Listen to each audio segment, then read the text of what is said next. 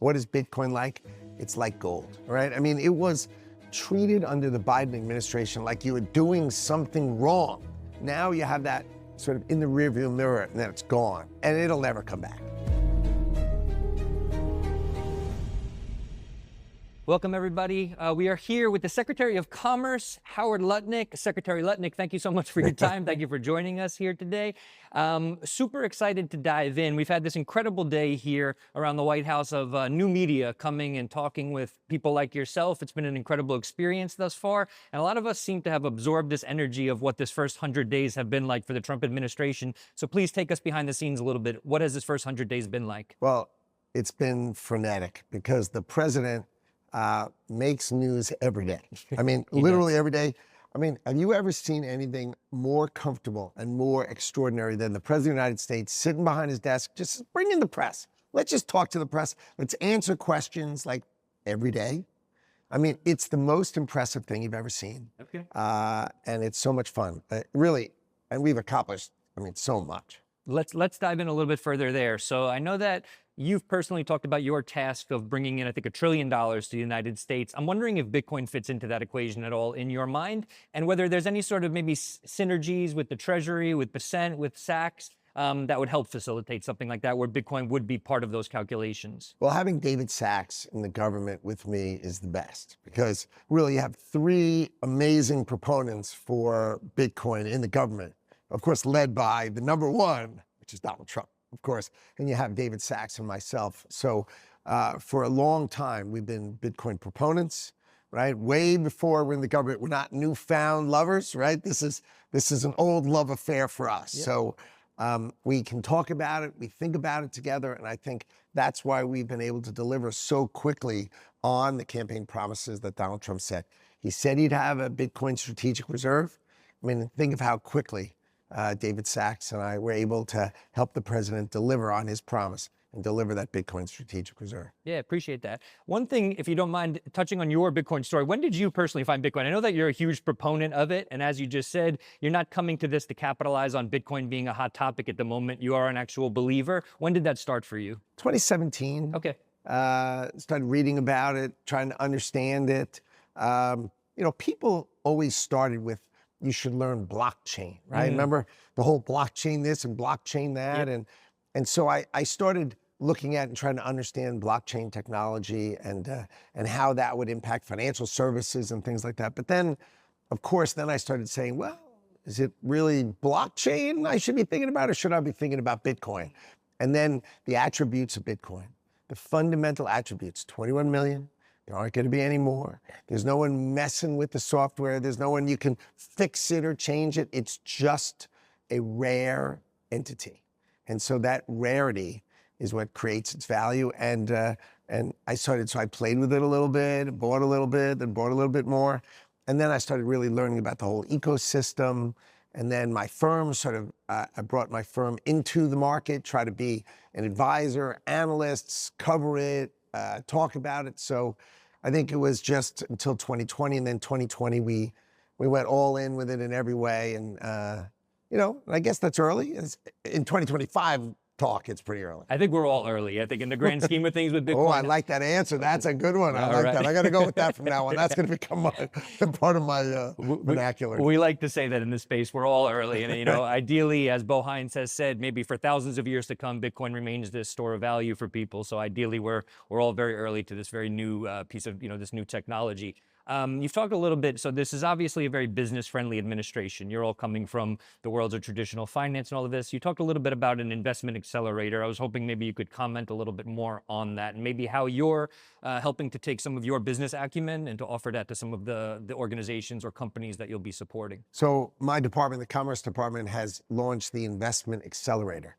What that means, it's sort of, right, IA, not AI, like that, investment accelerator, but the idea is when firms and companies want to invest in America, right? If they're going to be over $1 billion investment, let's help them. Let's clear the regulations. Let's help them get the permits. Let's be business friendly. And then if they're investing $10 billion, let's assign someone for white glove service. I mean, a full-time person who's available for them. They can call at any time and all the time. who will make sure that they get the service they deserve from America. So imagine the greatest country in the world actually caring for people who want to invest. And we're doing all sorts of interesting things. I'll give you an example. We're going to make it, if you want to mine Bitcoin and you find the right place to do it, you can build your own power plant next to it.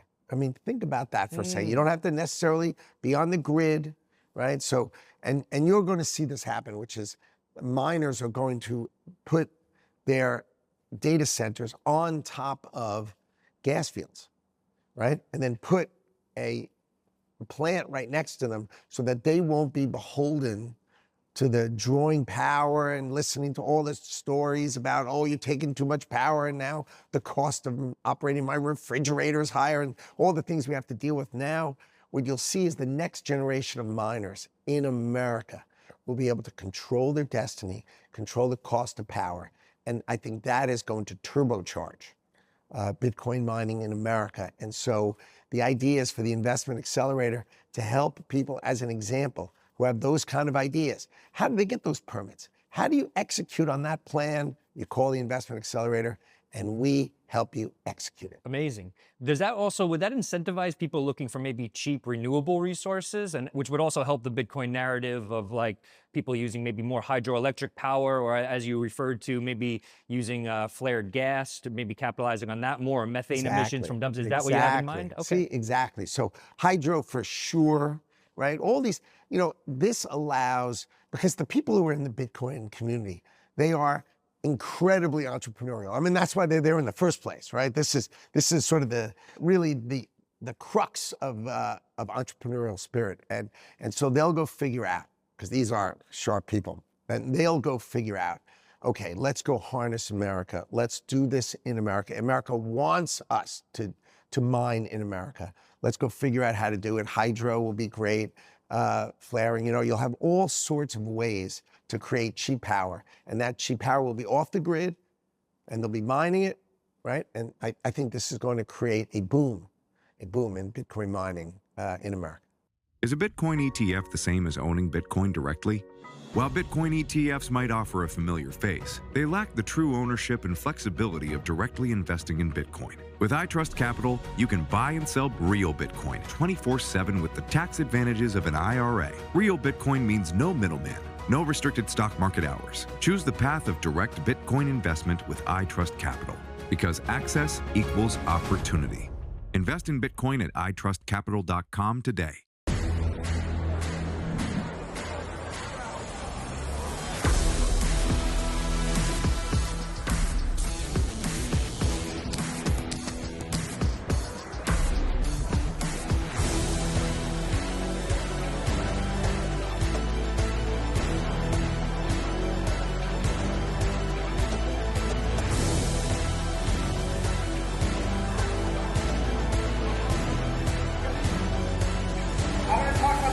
Revolution.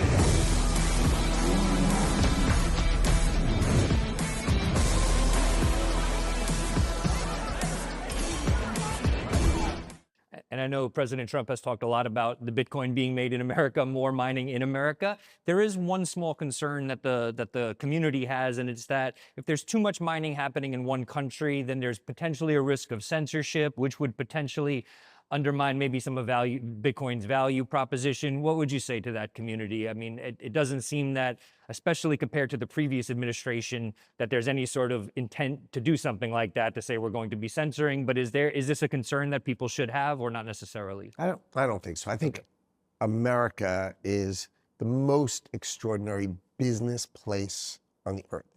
I don't know, where are you going to pick? I mean, what's the plan B of America? Right? Like, I mean, what's better, or where do I go from here? It's just not attractive.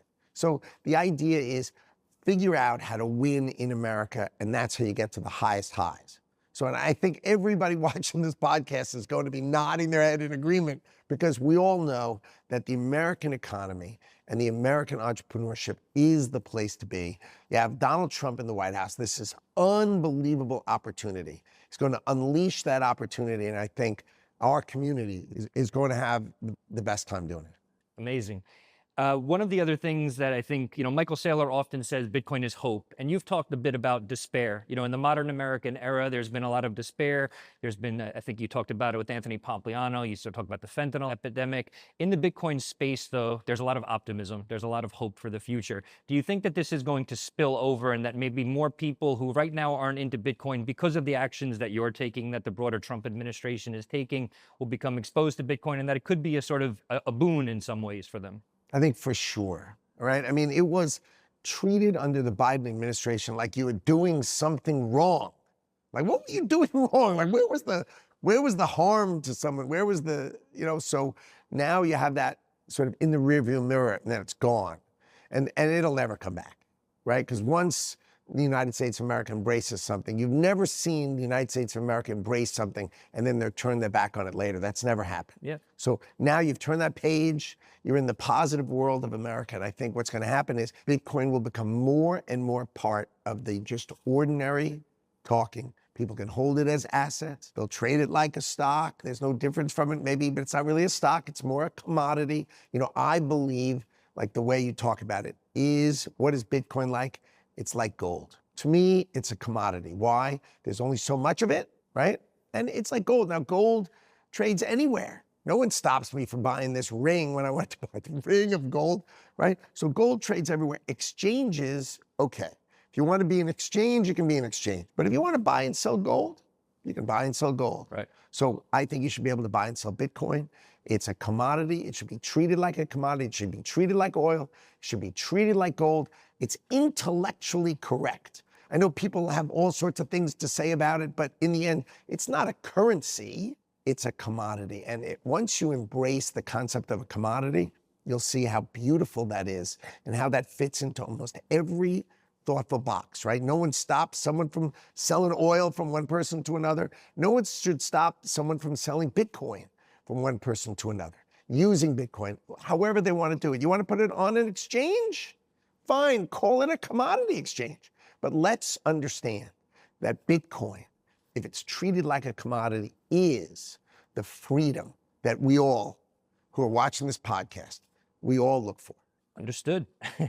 Speaking of paralleling Bitcoin to gold, we were talking a little bit off camera about maybe the Bureau of Economic Affairs, which you oversee. Would they potentially start to look at Bitcoin as something more akin to gold when it comes to sort of calculations around trade deficits, GDP? Is this something you might consider? I think it's a really good idea, right? I think to understand, since I think, right? I've just told you what I think, which is I think Bitcoin is a commodity consistent with gold. So bullion is treated a particular way. And I think looking at Bitcoin that way and starting to put assets and statistics about that asset out there, I think would be really interesting. And I'm going to explore it.